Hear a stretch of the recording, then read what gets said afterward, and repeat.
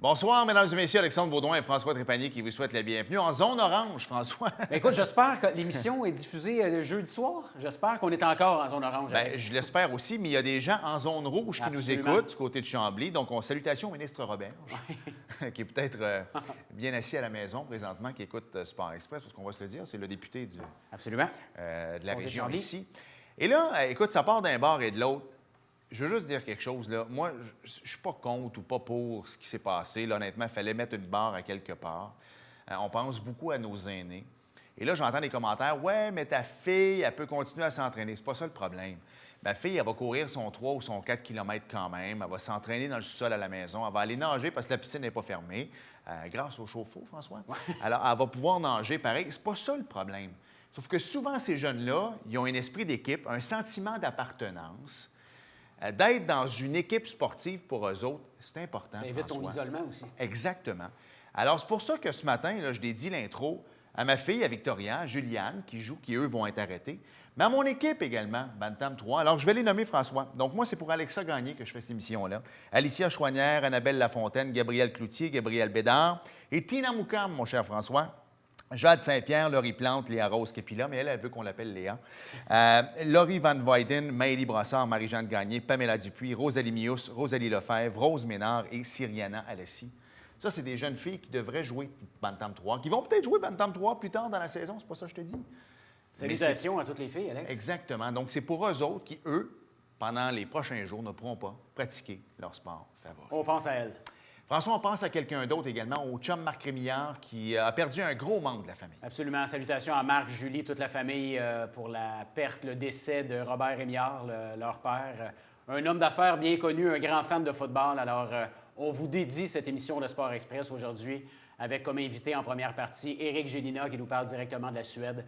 Et en deuxième partie, Alex, on parle de soccer avec David Sauvry. Salut Bob et bienvenue à Sport Express.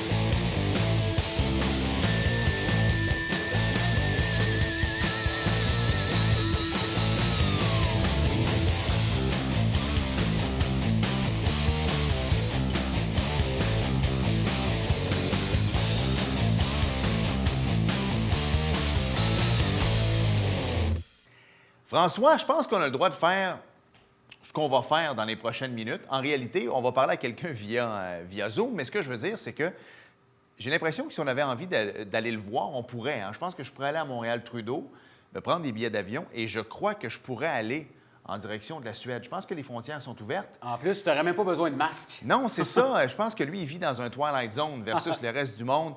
Notre chum Éric Gélina qui est là en direct de la Suède. Salut, Éric! Salut, les boys. D'ailleurs, bonsoir. Nous, ici, bonsoir. il est 2h15, mais toi, il est 8h15 là-bas le soir. Mais ouais, avant qu'on parle de hockey un peu, toi, c'est un clash complètement. Disons que le président Trump aurait du fun en Suède parce que vous autres, c'est pas de masque, c'est presque la vie normale. Oui, absolument. Il n'y a pas eu de mesures en tant que telles. Je pense que les centres d'achat, les restaurants, les bars, il y a quelques mesures où il y a peut-être des limites de personnes à certains endroits, mais il n'y a pas. J'ai jamais porté de masque nulle part. Il n'y a pas vraiment de ligne d'attente dehors dans les magasins. Tout le monde. C'est la vie normale. Là. En fait, je pense que c'est comme ça là, qu'ils ont approché le COVID, puis c'est comme ça qu'il poursuit aussi. Fait que la vie est pas mal normale pour moi. Éric, de votre côté, du côté de l'Arena, écoute, vous avez 4 matchs de jouer jusqu'à Non, maintenant. prononce le nom de l'Arena? Non, malheureusement, je ne connais pas le nom de l'Arena. Là, je pensais que tu en suédois. Il y a 4 matchs de jouer en saison régulière. Vous en avez joué 5 également en match hors concours. On a vu au début, c'était vraiment à huis clos. Là, j'ai regardé le dernier match. Je commence à avoir des spectateurs un petit peu. C'est quoi le plan de match au niveau des assistances là, pour aller vous voir jouer? En fait, ça, c'est ça qui est assez étrange dans tout ça, là, vu que, justement, je dis qu'il n'y a pas eu de mesure d'isolation ou quoi que ce soit, ou des limites de personnes. Là, à cette heure-là, pour les assistances, ils mettent des limites. Ça fait pas vraiment de sens, à mon avis. Mais ouais, là, jusqu'à présent, c'était à huis clos, comme tu as dit. Après ça, ça l'a changé à 50 personnes. Là, les 50 personnes, ça, c'est des personnes étant assis dans des sièges. Les arénas en Suède, ils ont tous des restaurants et des loges. Ça compte pas dans les 50 personnes qui sont assis dans les sièges. Fait que c'est 50 personnes plus le restaurant, plus les loges. Puis là, le gouvernement il a changé. Il a dit que à partir du 15 octobre, les arénas vont pouvoir accueillir 500 personnes dans les sièges, plus les restos, plus les loges. Donc, vous allez avoir 1000 personnes. Ça devrait être au minimum le double, au moins de 1000 à 1200 personnes. Le fait de pouvoir pratiquer, et d'ailleurs, le nom de son équipe, ça doit être payant au Scrabble, c'est le Rögle-BK Ängelholm. Est-ce que je l'ai dit comme il faut? Ängelholm, oui, appelé. Ängelholm, c'est comme ça, l'accent est bon? Parfait. Mais le fait de pouvoir pratiquer ton sport, honnêtement, toi, je pense que tu as été habitué l'an dernier, là, en fin de saison, de jouer devant devant des bancs vides, là, on va se le dire. Le fait de pratiquer ton sport, de pouvoir être payé, de pouvoir continuer à travailler, juste là, je pense que tu te sens privilégié. Là, tu te fous un peu de... Tu aimerais ça qu'il y ait du monde dans les estrades, que ce soit rempli, mais le fait de pouvoir jouer, toi, ça doit pouvoir te combler pas à peu près, là. Oui, bien c'est sûr. Là, si on compare à d'autres ligues qui sont en Europe ou qui sont même en Amérique du Nord, qu'on ne sait même pas c'est quoi qui va se passer. Là. Je pense que la Ligue nationale, c'est une chose sûre, là, mais la Ligue américaine, c'est encore dans l'air. La Ligue East Coast, c'est dans l'air. La Ligue d'Allemagne, ils ne savent pas s'ils vont commencer. L'Angleterre, ça a été cancellé. Nous, on joue. Il y a beaucoup de ligues où ça s'est mal géré ou quoi que ce soit, ou qui n'ont même pas pris le risque. Nous, c'est pas mal normal. La seule différence, c'est qu'il n'y a pas de partisans. Mais c'est rendu quasiment... c'est sûr qu'en tant que joueur de hockey, on veut jouer devant une foule puis avoir de l'ambiance et tout. Là, ça rend la chose encore plus le fun, mais je pense qu'on est rendu habitué dans un sens qu'il n'y ait personne puis qu'on se fait nous-mêmes notre propre ambiance, notre propre atmosphère. Là. Mais c'est sûr, c'est différent. Écoute, j'ai pas pris le temps d'analyser vraiment les règlements de votre ligue. Je ne sais pas à combien de joueurs étrangers vous avez le droit, mais justement, comme vous êtes une des seules ligues, est-ce qu'il y a eu plus de demandes? Est-ce que tu sens plus de pression justement parce que tu es un joueur étranger? Écoute, j'écoutais il y a des joueurs en ce moment, Trep, qui sont catégorisés Ligue américaine, qui sont même prêts à aller dans la Ligue en France Division 2 pour jouer au hockey. Alors là, ça change la hiérarchie pas mal. Toi, est-ce que tu ressens une pression justement parce que tu es un joueur étranger, que quelqu'un d'autre pourrait prendre ta place, même si tu as un excellent début de saison, que ton poste n'est pas en danger, là, mais est-ce que tu le sens, ça? En fait, la Ligue de la Suède, en fait, la Ligue dans laquelle moi je joue, il y a la Ligue en dessous, il n'y a pas vraiment de règlement. Dans le fond, la Ligue élite, elle a un règlement par rapport aux joueurs qui veulent venir juste pour un certain temps. Par exemple, un joueur de la Ligue américaine qui pense que la Ligue américaine va recommencer puis qui viendrait avec nous juste pour un mois ou deux. Mais ça, la Ligue, elle n'accepte pas ça. Il faut que ce soit un contrat d'un an. Fait que là, ça existe. Là, comme là, aujourd'hui, j'ai vu Joey Villano, il a signé avec le Malmö Redhawks. Mais lui, ça a été un entente, puis il va être là pour l'année au complet. Fait que même si la Ligue américaine recommence, mais lui, il reste ici. Fait que faut que ce soit une entente avec le joueur, l'équipe en Amérique du Nord de la Ligue nationale, puis l'équipe de la Suède. Sinon, c'est ça, les joueurs recherchent des ligues où ils peuvent venir à court terme, comme tu as dit, la France. Bien, la Ligue en dessous de nous, il y a beaucoup de joueurs de Ligue américaine qui vont jouer là, ce qui va rendre la Ligue encore meilleure, en fait. Mais ouais, fait que là, c'est ça. Les places, par exemple, sont limitées parce que justement, l'Allemagne, ça aurait été une belle place pour ces gars-là, mais c'est pas commencé puis ils savent pas s'ils vont jouer. Fait que, mais pour répondre à ta question, notre ligue est un petit peu protégée pour les contrats à court terme. Rick, t'as encore beaucoup d'amis qui jouent dans la Ligue nationale de hockey, qui jouent également dans la Ligue américaine. Il y en a que ça fait des mois et des mois qui n'ont pas joué. Je sais que tu es en contact avec quelques-uns. Les boys, le moral est comment? Est-ce que ça se dit... est-ce que les gars t'envient un peu? Hey, Eric, tu es chanceux. Toi, tu as déjà 9 matchs de jouer, puis tout semble bien aller pendant que nous, on est à la maison à pas jouer. C'est quoi le feedback que tu as de tes chums? Oui, c'est sûr, c'est spécial. Écoute, il y a des gars, comme tu dis, que ça fait longtemps qu'ils n'ont pas joué. Je pense à, mettons, Nicolas Deslauriers, que ça fait depuis quoi, le mois de février, mars que ça a commencé, je pense. Ouais.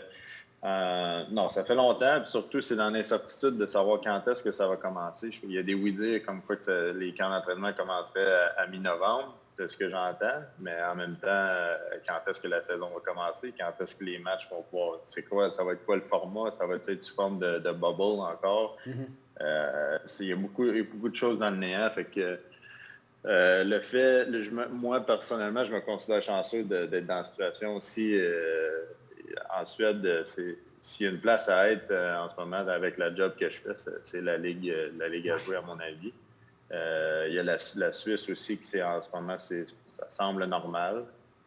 La Russie, la KHL, ils semblent avoir des problèmes parce qu'il y a quand même beaucoup d'équipes qui sont en dehors de la Russie. Fait qu'il y a des pays comme l'équipe à Helsinki, je pense qu'à chaque fois qu'ils vont en Russie, il faut qu'ils reviennent en quarantaine. Ils ont du retard dans les matchs comparativement à d'autres équipes. Fait que c'est dur à gérer. Mais non, je pense que je me considère chanceux dans la situation que je suis présentement. C'est sûr que c'est pas évident. Je sais que pour toi, c'est une grosse saison. Sans vouloir extrapoler là-dessus, tout le monde le sait, il y a une nouvelle équipe qui s'en vient, le Kraken de Seattle. Toi, si tu connais une bonne saison avec tes agents, c'est peut-être le genre d'endroit où tu pourrais aller. Du moins, ça donne une possibilité de 23 nouveaux joueurs qui vont jouer pro, ou du moins Ligue nationale. Donc, c'est sûr et certain que c'est super plaisant. Le fait que toi, c'est ton but de revenir dans la Ligue nationale. À un moment donné, la COVID, elle est là, on ne peut pas rien y faire. C'est un virus, on travaille fort pour l'enrayer, mais toi, en même temps, on s'entend, là, c'est un mauvais timing, tout ça, mais ton rôle, c'est quoi? C'est tu continues à jouer, tu ne te poses pas trop de questions. Mais en même temps, j'imagine que tu souhaites, comme tout le monde, que ça cesse parce que toi, ton but, c'est d'avancer puis c'est d'aller dans la Ligue nationale. Oui, dans le sens que c'est plate parce que ça change la dynamique de toutes les choses, le COVID, mais en même temps, je pense pas que... la Ligue... en fait, je pense pas. Je sais que la Ligue nationale va trouver une façon pour jouer. C'est la formule qui risque de changer. Mais en fait, pour moi, mes plans, ça ne change pas grand-chose parce que la Ligue nationale commence au mois de septembre ou qu'elle commence au mois de décembre, ils vont jouer le même nombre de matchs. Puis moi, de toute façon, pour moi, ça ne change rien parce que moi, mon année est ici. Fait que dans le fond, moi, je regarde à un an plus loin. Puis c'est là où le Kraken y arrive, en fait. Puis c'est ce qui va faire bouger beaucoup d'emplois soit dans la Ligue américaine ou dans la Ligue nationale. Puis c'est là que ça devient intéressant pour moi d'essayer de trouver quelque chose qui va être intéressant pour moi, que ça va être une belle opportunité ou que le fit, il semble bon. Je pense que le fait que j'ai encore une année de contrat ici en Suède, ça me donne une sécurité puis ça me donne... dans le fond, je ne suis pas forcé à faire ce move-là, mais c'est quelque chose que j'aimerais au moins essayer de me donner une dernière chance en Amérique du Nord. Absolument. Rick, il reste 1 minute. Rapidement, on va parler de ton début de saison. Je me rappelle, tu m'avais dit, mon agent m'a dit, mets des points sur le board, puis ça devrait bien aller. Tu as 7 points en 4 matchs. Meilleur défenseur de la Ligue élite de Suède. Tu es dans le top 5 de tous les joueurs de la Ligue élite de Suède présentement. Début de saison, à couper le souffle. Oui, ça va bien. Je pense que c'est tôt, par exemple, encore. Mais quand même. Mais le défi, c'est de garder un pace du moins semblable à ce que j'ai commencé. Mais non, je pense qu'à date, les choses roulent bien. Puis je suis bien content. Puis on a une bonne équipe aussi. Ça fait ça fait que les choses sont autour de l'aréna sont le fun. Puis c'est le fun de travailler. C'est le fun de jouer avec cette gang-là. l'atmosphère est le fun. Fait que ça a beaucoup de positif. Rick, merci. All the best. On te suit à distance, c'est sûr. Les matchs, nous, c'est en après-midi. Fait que c'est sûr que... mais écoute, lâche pas. Bon début de saison. Et puis, en espérant que le tout se poursuive, pas de masque, la vie va bien en Suède. On espère pour vous autres que ça va rester comme ça. Merci, mon ami. À bientôt. Salut, mon Rick. Merci à vous autres, les gars.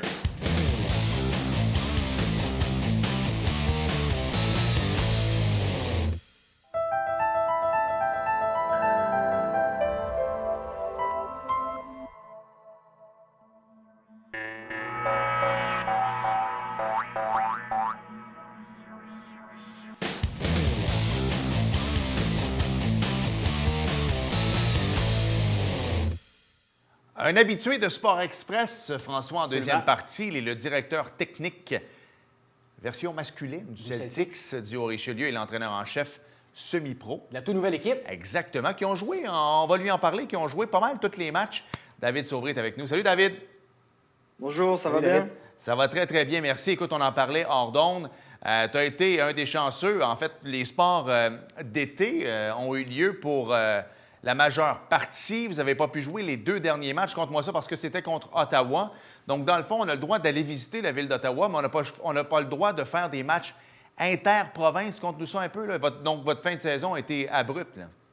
Oui, effectivement. On a repris officiellement le 22 juin. Donc, on a eu un gros mois de préparation et à partir de début août, on a pu commencer une saison très condensée. Malheureusement, qu'on n'a pas pu terminer. Effectivement, il nous restait 2 matchs à jouer. En fait, ça aurait dû être le dernier match contre Ottawa le week-end dernier, mais effectivement, à cause des déplacements, c'était compliqué. Le match d'avant a été annulé parce qu'il y a eu des cas de Covid dans la province et des joueurs qui étaient en contact de chez nous et de Longueuil aussi en contact avec des joueurs positifs au Covid. Donc, on a eu 2 matchs annulés sur la fin de saison. David, avant qu'on fasse un petit résumé de la saison, parle-nous un peu de ton alignement de cette année. On le sait qu'avec avec les incidents de la COVID, il y a eu plusieurs équipes, des fois, qui étaient supposées avoir des joueurs qui, malheureusement, n'ont pas pu traverser. Est-ce qu'il y a eu des changements dans ton alignement de départ à cause de la COVID? Avez-vous été affecté par ça? Je te dirais que nous, on était partis sur un effectif d'une quarantaine de joueurs, parce que ce qu'il faut savoir, c'est que c'est une équipe semi-pro plus une équipe réserve. On a eu à 90% l'effectif qu'on avait souhaité au début de saison. Donc ça, c'était plutôt bien. Juste quelques joueurs de l'étranger, forcément, qui n'ont pas pu nous rejoindre pour cette saison. Mais on était quand même globalement satisfait de notre effectif et déjà de pouvoir jouer. Parce qu'il y a des clubs qui n'ont même pas pris part à cause de tous les soucis qu'avait engendré la pandémie. Écoute, parle-moi de ça un peu, parce que moi, j'ai décidé de ne pas jouer à la balle cette année. Donc, j'ai pas eu à faire avec les contraintes, les mesures sanitaires et tout ça. Je me suis dit, tiens, je vais prendre une année sabbatique de balle. Et exact, et je vais revenir l'an prochain.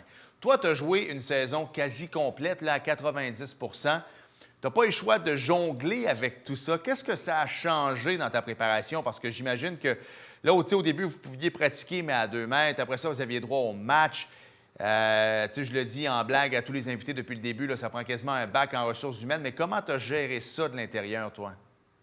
En fait, ce qui est difficile, c'est tout le protocole sanitaire à appliquer. Surtout quand tu as 40 joueurs adultes qui débarquent sur le terrain, lavage de mains, garder le distance jusqu'à ce qu'on commence la pratique. Donc ça, c'était, on va dire, la plus grosse partie à gérer. Une fois dans l'entraînement, c'était comme d'habitude. On avait le droit de s'entraîner normalement. Mais à chaque fois qu'on arrêtait les séquences d'entraînement ou qu'on devait parler aux gars, on était forcément dans une situation où ils devaient rester à distance. Donc les gars ont pris le pli assez rapidement. En fait, l'ensemble du club a pris le pli. On a essayé de faire respecter ça un maximum. Le plus difficile, ça a été de gérer tous les tests. Donc, dès qu'on avait un joueur qui avait des symptômes, qu'est-ce qu'on faisait? Est-ce qu'on envoyait se faire tester? Les joueurs qui étaient en contact, etc. Donc, ça, c'était beaucoup plus difficile ensuite à gérer les absences à cause des potentiels tests ou des potentiels cas qu'on avait dans l'effectif. David, parle-nous un petit peu résumé de la saison. Là. Comment ça a été votre première saison dans cette nouvelle ligue pour vous? Nombre de victoires, nombre de défaites, nombre de matchs en tout, satisfait de tes effectifs? Fais-nous un petit résumé de la saison. Écoute, on est plutôt en fait, très satisfait de notre première saison sur tous les points. Nous, un des premiers objectifs, c'était de rassembler autour du club. Ça, ce qui a été réussi. Alors, on a eu la restriction des 250 personnes au stade Alphonse Desjardins. Je te dirais que tous nos matchs à domicile, on a été 250. Wow. Les entrées ont été pleines. Un gros support de tous les jeunes du club, des parents, de la communauté. Et après, niveau terrain, une saison, on avait beaucoup de joueurs novices à ce niveau-là. Et on s'en sort plutôt bien. On a essayé de mettre notre projet de jeu en place. Alors, il y a beaucoup de choses encore à perfectionner pour les prochaines saisons, mais on termine avec une fiche, on va dire, de 4 victoires et 4 défaites. C'est bon. Ce qui nous donne la 3e place. Alors, il faut savoir que normalement, on est 9 dans le championnat semi-pro. Là, on n'a été que 6 équipes à rentrer dans le championnat, mais 3e place et première équipe de la Rive-Sud, ce qui était, on va dire, notre objectif en termes de résultats. En termes de jeu, il y a des choses à améliorer, encore une fois, comme j'ai dit, mais on est globalement très satisfait et l'investissement aussi des joueurs a été exemplaire tout au long de la saison. Merveilleux. David, je suis content que François ait posé la question parce qu'en fait, dans ta réponse, tu disais que bon, vous aviez droit à 250 spectateurs et que vous avez atteint ce 250-là à tous les matchs. Et si on avait eu droit à plus de spectateurs, probablement qu'il y en aurait eu plus aussi. La beauté de là-dedans, c'est que les jeunes ont embarqué, les jeunes sont allés vous voir aussi. Est-ce que vous voulez créer un sentiment d'appartenance? Parce qu'on parle souvent des géants ici, puis quand tu commences à jouer au foot, tu veux jouer pour les géants en grandissant. Le Celtics, là, on s'entend, là, vous avez une organisation de soccer extraordinaire. Donc, c'est un peu ça, le sentiment d'appartenance. Donc, le jeune qui va commencer vers les 8-9 ans, lui, va vouloir jouer pour le Celtics semi-pro un jour. Donc, le fait d'avoir 250 spectateurs, ça a dû venir te chercher, ça. Écoute, c'est un bonheur extraordinaire. Exactement. Puis nous c'est... En fait, on forme des joueurs aussi, c'est-à-dire qu'on les prend depuis le U4 et certains terminent en senior. C'est ce qui a été le cas pour quelques joueurs de l'effectif cette année qui sont en PLSQ. Donc le jeune qui rentre au Celtics dans notre entourage, son objectif à lui premier, c'est de dire qu'il peut jouer au plus haut niveau québécois dans sa structure. Et après, s'il y en a qui sont amenés à aller à l'Impact ou à aller en Europe, tant mieux pour eux, mais au moins ils ont la pyramide complète. Du novice, on va dire, ou du soccer de base jusqu'au senior. Et oui, voir le stade à 250, ça a été super. Est-ce qu'on aurait eu plus? Sans doute, mais on va déjà se satisfaire de ça quand même. David, tu viens de la France, tu as vu plusieurs calibres de jeu au soccer du côté de l'Europe. Ici, au Québec, c'est le meilleur calibre qu'on a, outre l'Impact. Parle-nous un petit peu de ton appréciation du calibre de jeu. T'sais, je l'ai dit, tu en as vu beaucoup en France. Ça a l'air de quoi pour toi? Est-ce que c'est vraiment une ligue qui est très compétitive? Honnêtement, c'est une ligue qui grandit très bien. Il y a de très, très bons joueurs. Il y a des équipes qui sont très performantes. Non, il y a on sent qu'on monte d'un cran par rapport à ce qu'on appelle, par exemple, le niveau 3. On sent que les adversaires sont beaucoup mieux préparés, que les joueurs sont beaucoup mieux préparés, qu'il y a un certain vécu des joueurs, que tactiquement, c'est beaucoup plus en place. Ça nous a donné beaucoup de défis. Nous, on avait un effectif très jeune, donc il y a des moments où on l'a payé cash aussi. Mais non, c'est une ligue qui est compétitive, c'est très intéressant et ça fait que grandir. Et quand on voit les générations qui arrivent, tous les jeunes sont de plus en plus forts. On pense que les années qui vont arriver vont être plutôt positives pour le soccer au Québec en général. C'était ma prochaine question parce qu'il n'y en a pas des tonnes présentement qui jouent avec l'Impact, ou du moins en MLS. Puis, tu sais, souvent, si t'es bon au golf, on s'entend, il va falloir que tu t'exiles à un moment donné parce que tu peux pas jouer au golf en hiver, puis c'est un petit peu compliqué à pratiquer sur des terrains synthétiques à l'intérieur pour ton chip, ton pot et tout ça. Mais au soccer, on commence de plus en plus. Tu sais, moi, quand j'allais voir le Canadien pratiquer au Complexe Bell, il y a de beaux terrains intérieurs de soccer un peu partout au Québec. Ouais. Et là, tu l'as dit, le niveau augmente. Est-ce que tu penses que dans quelques années, les cohortes qu'on vit depuis 2, 3, 4, 5, 6 ans, ça va commencer à payer au niveau semi-professionnel, puis même au niveau professionnel qu'on va commencer, en fait, à voir pas juste des Québécois avec l'Impact, ce qui serait bien, mais un peu partout dans la MLS. Mais en fait, ce qui est intéressant déjà de voir, c'est qu'entre la MLS et la PLSQ, donc le niveau où on est actuellement, il y a la CPL, la Canadian Premier League, qui est la première division canadienne, qui est un vrai championnat pro. Et on voit qu'il y a beaucoup de joueurs québécois qui ont très, très bien performé tout l'été dans ces ligues-là, et notamment David Chouanière qui a encore été champion avec son équipe, mais il y a beaucoup d'autres Québécois qui ont très très bien fait. Donc oui, le niveau de jeu des Québécois est super intéressant. C'est juste maintenant que les structures professionnelles, il n'y en a pas beaucoup. Officiellement, il y a juste l'Impact qui est un vrai club professionnel au Québec. David, on parlait hors d'onde tantôt d'un classement peut-être un petit peu plus canadien. Vous avez réussi à vous classer parmi les meilleures équipes. Peux-tu nous en parler un peu? En fait, c'est plutôt un programme c'est plutôt pour le club en général. Okay. On est en ce moment en processus d'une reconnaissance de ce qu'ils appellent national. Donc Canada Soccer, dans son idée de réformer le soccer, on va dire, au pays et d'être de plus en plus performant, a introduit des licences de club. Et nous, on vise la plus haute licence, donc la licence nationale. On avait passé beaucoup d'étapes. Il nous en reste plus que les résultats finaux, on va dire, qui arriveront en novembre. On n'est plus que 12 à pouvoir postuler à ça au Québec. Donc, on espère l'avoir et ça va nous donner un bon coup. On va dire, ça va reconnaître le travail qu'on fait et ça va nous aider encore une fois à grandir dans les prochaines années dans notre travail de formation qu'on fait dans toute la région de Saint-Jean-Saugueur. La saison 2020 est terminée. Il faut déjà commencer à penser à la saison 2021. Pour l'instant, à Saint-Jean, on est chanceux. On est dans le orange, donc on peut continuer à pratiquer notre sport, mais il n'y a rien qui dit que ça ne va pas changer. Mais toi, tu as quand même une saison à préparer. Comment tu vas t'y faire? Est-ce que tu vas commencer à envoyer un plan à tes joueurs, qu'on puisse le respecter, le gym? Parce qu'écoute, c'est un casse-tête, puis on se dit que probablement, on l'espère du moins, que l'été prochain, ou même au printemps, il y ait un vaccin, ou du moins qu'on ait une amélioration marquée de la COVID. Donc, toi, est-ce que tous les scénarios sont sur la table? Un scénario identique à 2020, un scénario que tout va bien? Comment tu vas gérer ça?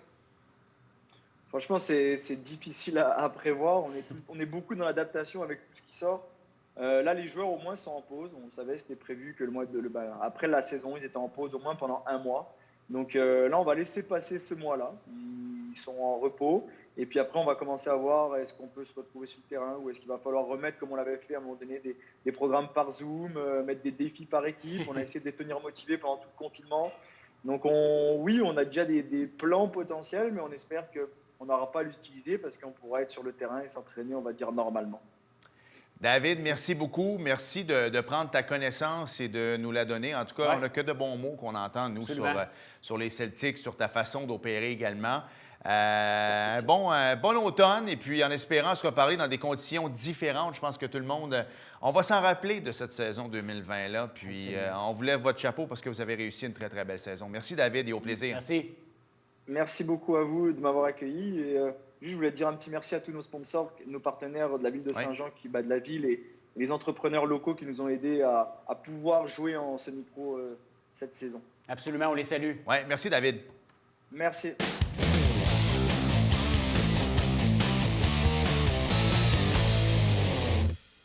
Hey, François, Dieu merci, on ne parle plus de NASCAR à la fin. Mais là, il faut absolument ouvrir une aparté là-dessus, on n'a pas le choix. Raphaël Lessard, qui lui est dans le Kyle Busch Motorsports en camion.